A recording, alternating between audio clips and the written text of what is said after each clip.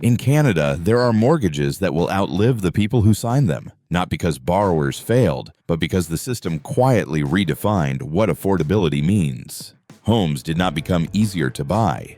Debt simply became longer, deeper, and more permanent. Over the past 2 decades, household leverage climbed toward historic extremes, while productivity slowed and wages fell behind.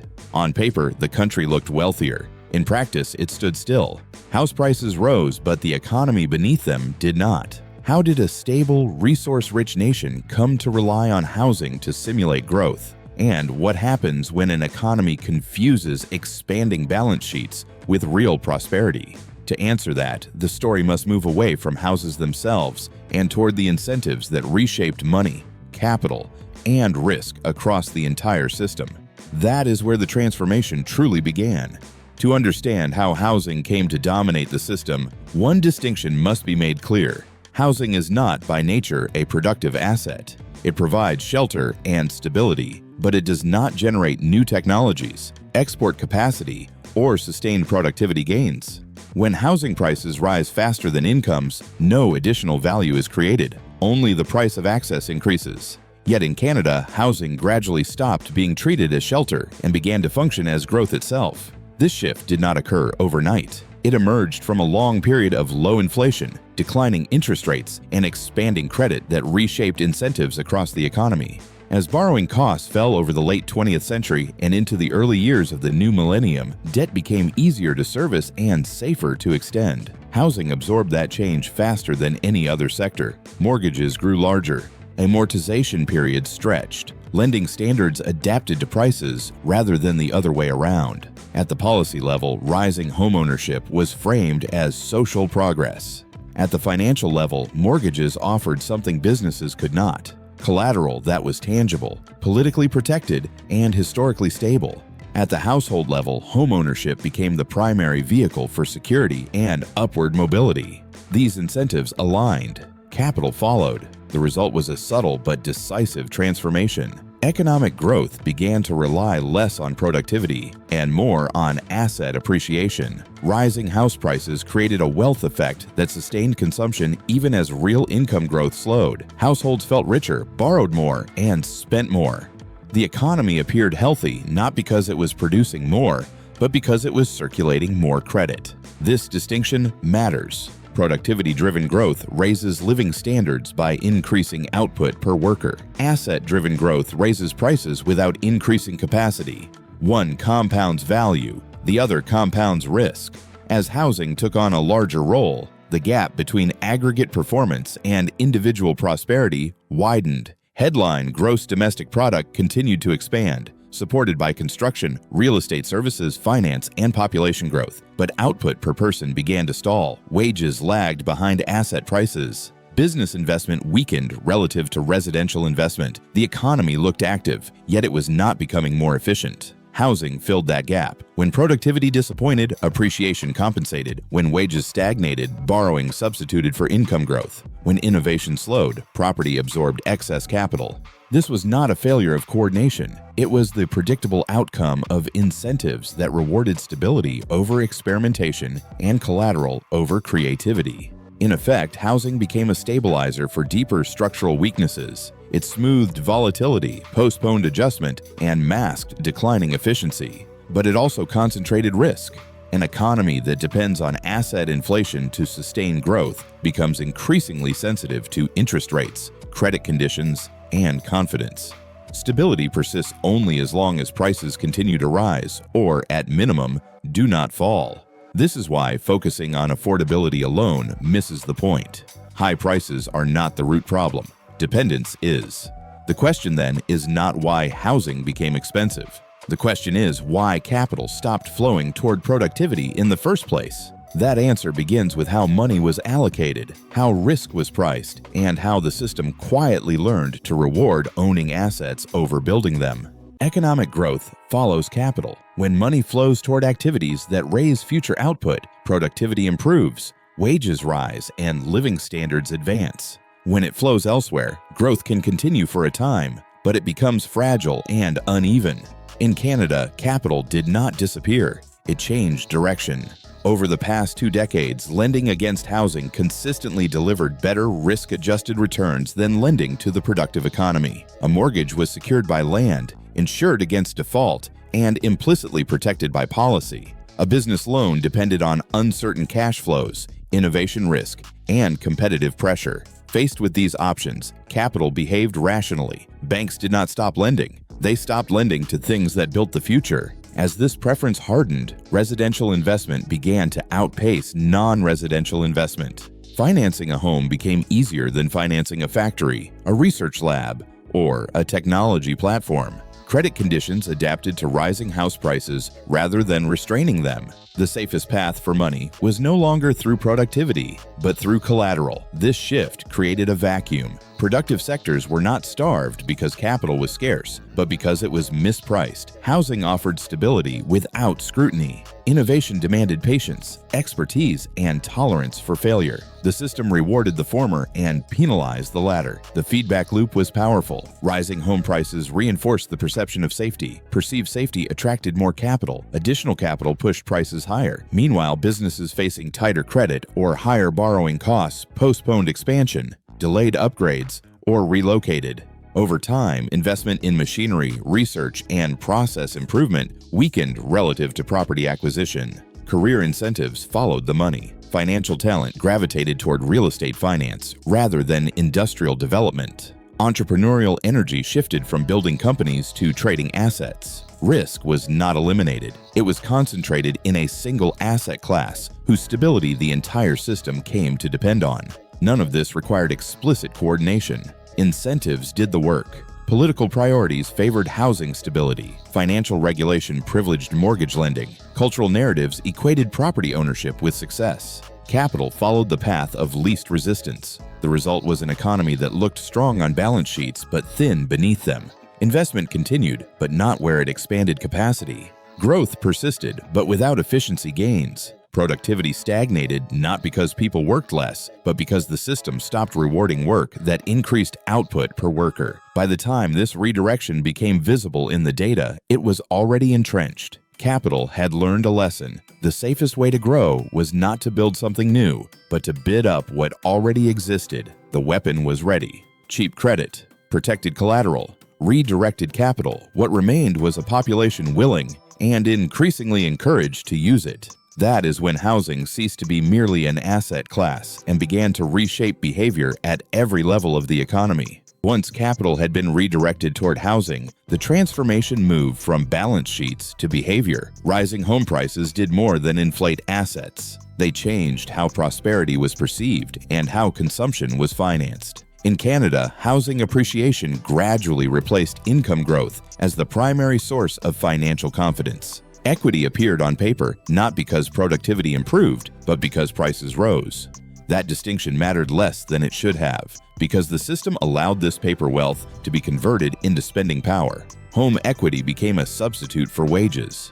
As values climbed, households were encouraged to borrow against their homes. Refinancing, variable rate mortgages, and home equity lines of credit transformed appreciation into liquidity. Consumption expanded even as real income growth slowed. Renovations, vehicles, travel, and daily expenses were increasingly financed by leverage rather than earnings. For individual households, this behavior appeared rational. If housing values consistently outpaced wages, borrowing against equity felt prudent. Monthly payments remained manageable. Interest rates stayed low. The risk seemed distant and abstract. At the national level, the illusion was far more consequential. Household debt rose faster than output. Debt-to-income ratios climbed toward historic extremes, yet the economy did not break. Employment remained strong. Consumption continued. This apparent resilience reinforced the belief that leverage was not only manageable, but sustainable. The illusion was not that debt existed. The illusion was that debt did not matter. This belief hardened into structure. Younger households stretched further to enter the housing market, convinced that delay meant permanent exclusion. Older households leveraged accumulated equity to maintain living standards that incomes alone could no longer support. The economy adapted to this reality. Growth became increasingly dependent on balance sheet expansion rather than productivity gains. When interest rates began to normalize, the illusion faced its first serious test. Variable rate loans exposed households to rising payments. Instead of forcing rapid adjustment, the system responded by extending time. Amortization periods lengthened, principal repayments slowed or stopped. In some cases, outstanding balances grew even as payments were made. Affordability was preserved not by reducing debt, but by postponing it. Debt did not disappear. It aged. This marked a critical shift. Affordability ceased to be defined by price or income. It was redefined by financial engineering. If monthly payments could be kept low enough, almost any purchase price could be justified. Risk management no longer meant reducing leverage. It meant stretching duration. The consequences diverged sharply across generations. Existing homeowners benefited from appreciation and flexibility. New entrants faced prices detached from earnings. Renters absorbed rising costs without access to equity. A single asset class increasingly determined security, mobility, and opportunity. The economy adjusted around this imbalance. Consumption depended on continued borrowing. Financial stability depended on confidence. Policy flexibility narrowed as higher rates threatened household solvency. Debt was no longer a tool. It was a dependency. This was not recklessness. It was adaptation. A system that relies on leverage to feel prosperous becomes acutely sensitive to anything that threatens that leverage. Interest rates, employment shocks, or price declines no longer represent normal cycles. They become existential risks. Housing was no longer shelter. It was no longer even an investment. It had become a narcotic. And like all addictions, it required reinforcement to continue. That reinforcement did not come from finance alone. It came from demographics. As leverage deepened and productivity weakened, a contradiction became harder to ignore. If the economic foundation was eroding, why did the numbers still appear acceptable? The answer was scale.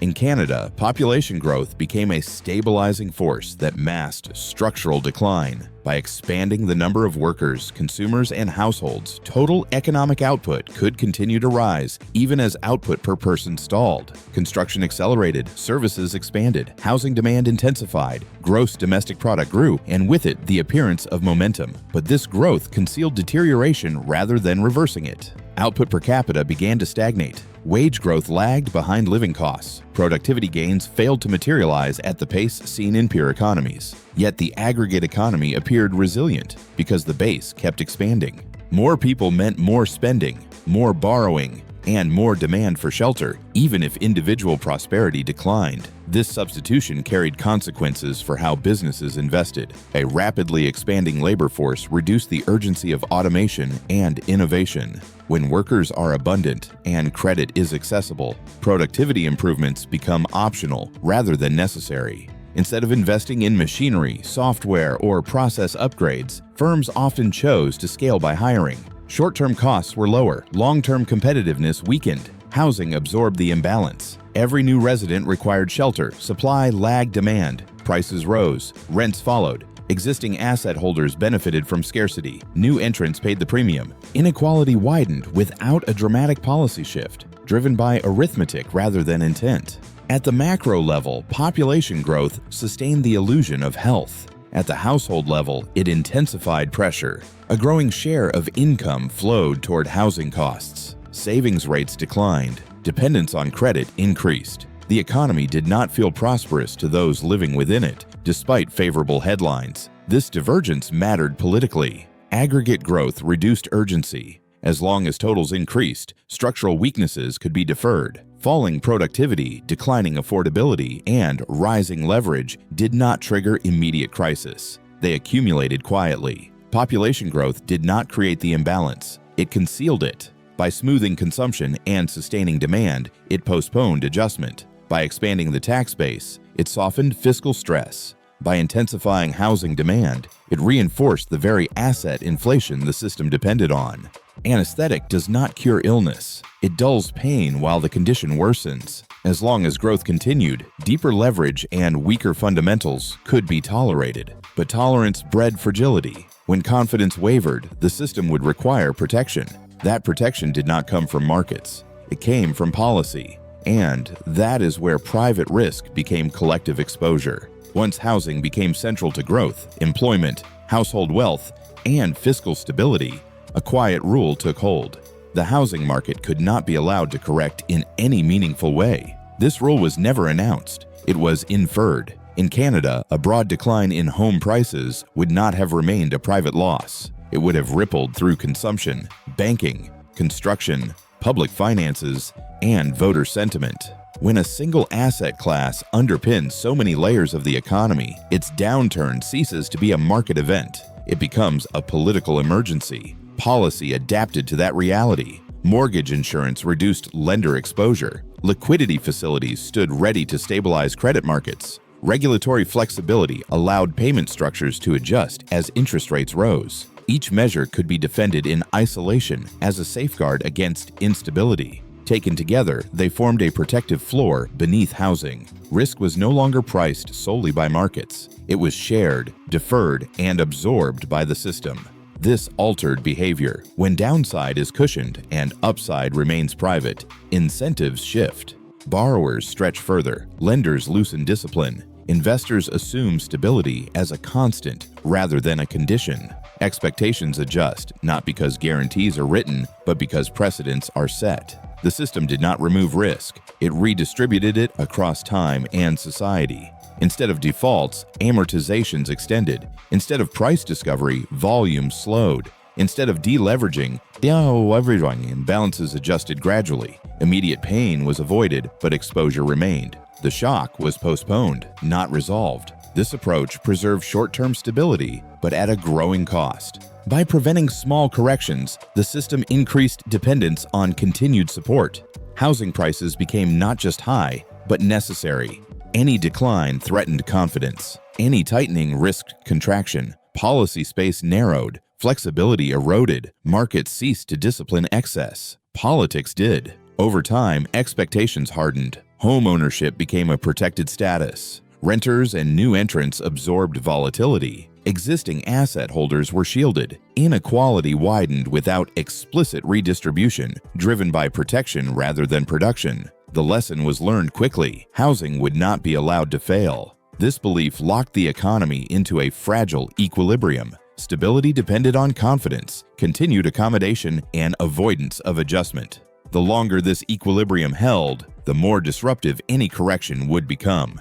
By this point, the transformation was complete. Capital had been redirected, households had been leveraged, demographics had masked decline, policy had absorbed risk. Housing no longer reflected the economy reflected housing. What followed was not unique to one country. Similar patterns appeared elsewhere, with different institutions and different outcomes. To understand where this path leads, the story must now move beyond national borders. Housing-led growth is not unique. Variations of the same model appear across advanced economies. What differs is how deeply housing penetrates the system and how adjustment is handled when conditions change. Comparing outcomes clarifies where Canada stands and what its trajectory implies. Start with Australia. Like Canada, Australia experienced decades of rising home prices driven by low interest rates, high immigration, and cultural fixation on property ownership. Household debt reached similar extremes. Residential construction became a major growth engine. The difference lies in transmission.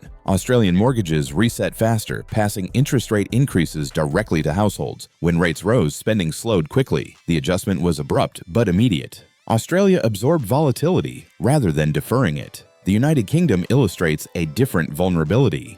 Asset inflation concentrated in London masked stagnation elsewhere. When borrowing costs increased, mortgage resets tightened household budgets and housing prices softened. Political pressure intensified. Growth slowed. The UK shows how quickly a housing-dependent system reacts when credit tightens, even without a full financial crisis. Germany stands apart. In Germany, housing speculation remained limited for decades. Renting carried no stigma. Mortgage leverage stayed contained. Capital flowed toward manufacturing, exports, and industrial innovation rather than property appreciation. When rates rose, housing prices corrected modestly, but the broader economy remained anchored in productivity. Housing never became the engine, so its slowdown did not threaten the entire machine.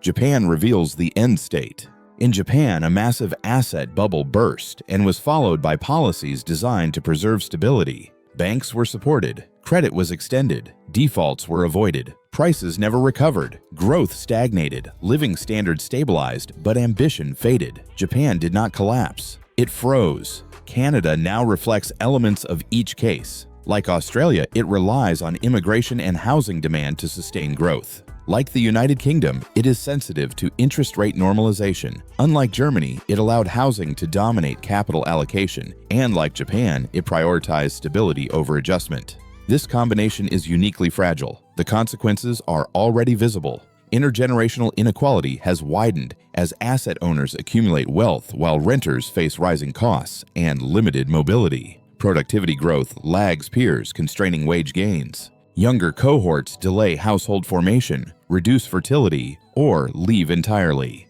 Political incentives increasingly revolve around protecting existing wealth rather than expanding opportunity. These effects reinforce one another. When talent departs, innovation slows. When innovation slows, productivity weakens. When productivity weakens, housing becomes even more central as a substitute for growth. The system feeds itself. International comparison does not predict collapse. It predicts constraint. Economies that rely on housing inflation to sustain living standards lose flexibility. Policy options narrow. Adjustment costs rise over time. Avoiding crisis does not mean avoiding consequence. It often means accumulating it. Canada has not failed. That is precisely the danger. The question is no longer whether the model carries risk. The question is whether the country is willing to choose between adjustment and entrenchment. That choice defines what comes next.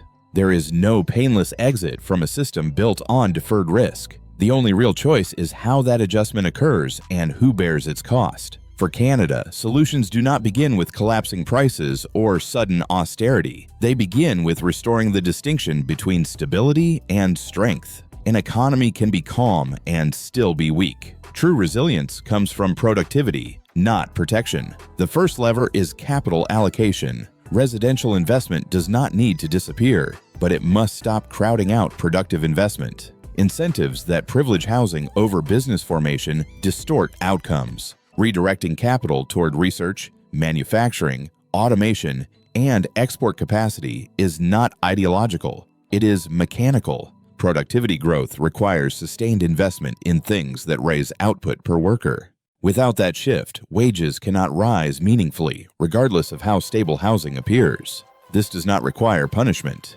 It requires neutrality.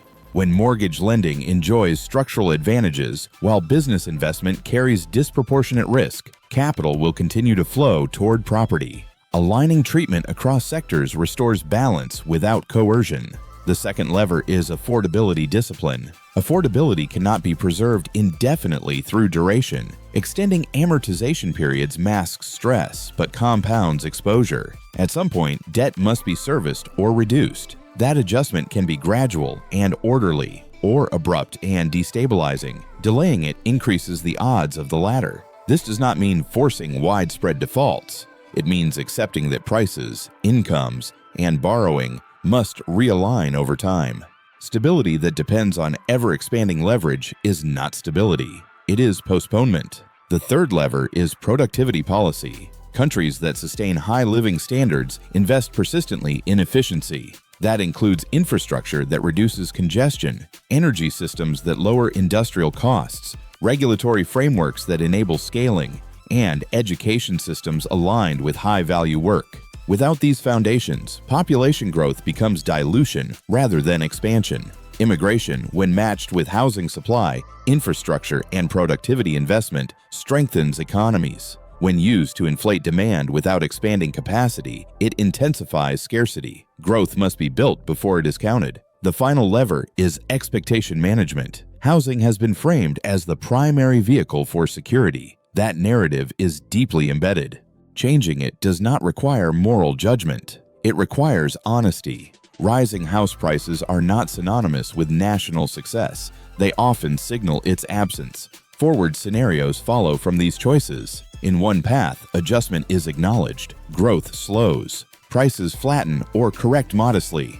Capital gradually rebalances. Living standards stabilize, then rise slowly through productivity gains. The process is uncomfortable but contained. In another path, protection deepens. Leverage persists. productivity stagnates. Prices remain high in nominal terms, while inflation erodes purchasing power. The economy avoids crisis by accepting stagnation. This is not collapse. It is ossification. The difference between these paths is not external shock. It is policy preference. No economy escapes arithmetic. Debt must be serviced. Capital must earn returns. Living standards must be produced before they are consumed. Housing can support prosperity. It cannot replace it. What happens next depends less on markets than on willingness to adjust incentives, accept trade-offs, and prioritize long-term capacity over short-term calm. The system still has room to change, but that room narrows with time. And that brings the story to its final question. The story of housing in Canada is not a story of greed or failure. It is a story of incentives quietly reshaping behavior until the system no longer resembles its original purpose. Homes became assets. Assets became engines of growth. Growth became dependent on protection. None of this required bad actors. It required alignment. Cheap credit, political caution, demographic expansion, and financial engineering combined to simulate prosperity without expanding capacity. For a time, it worked. Stability was preserved. Volatility was suppressed. The illusion held. But economies cannot compound illusion indefinitely. When capital flows toward ownership rather than production, when debt substitutes for income, and when growth is measured in totals rather than outcomes, living standards stagnate beneath the surface. What appears calm becomes brittle. What feels safe becomes dependent. This is the risk Canada now carries. The choice ahead is not between boom and bust. It is between adjustment and entrenchment, between accepting moderate correction today or preserving fragility tomorrow, between rewarding productivity or continuing to subsidize stasis. History is clear on this point. Societies that protect assets at the expense of opportunity do not collapse overnight. They hollow out slowly. Talent leaves. Innovation fades. Inequality hardens. Stability remains, but dynamism disappears. The warning is not abstract. It is measurable, and it is reversible. Understanding incentives is the first step toward changing outcomes. Housing can return to its role as shelter and security rather than economic substitute. Capital can be redirected. Growth can be rebuilt on foundations that endure beyond asset cycles. None of this happens automatically. It requires awareness before crisis. If this analysis clarified how housing came to dominate the economy, share it. If the argument challenged comfortable assumptions, question it. And if the future of opportunity matters, do not confuse rising prices with rising prosperity. Stability is not success, and comfort is not strength. The system still has a choice, but time, like debt, is not neutral. It compounds.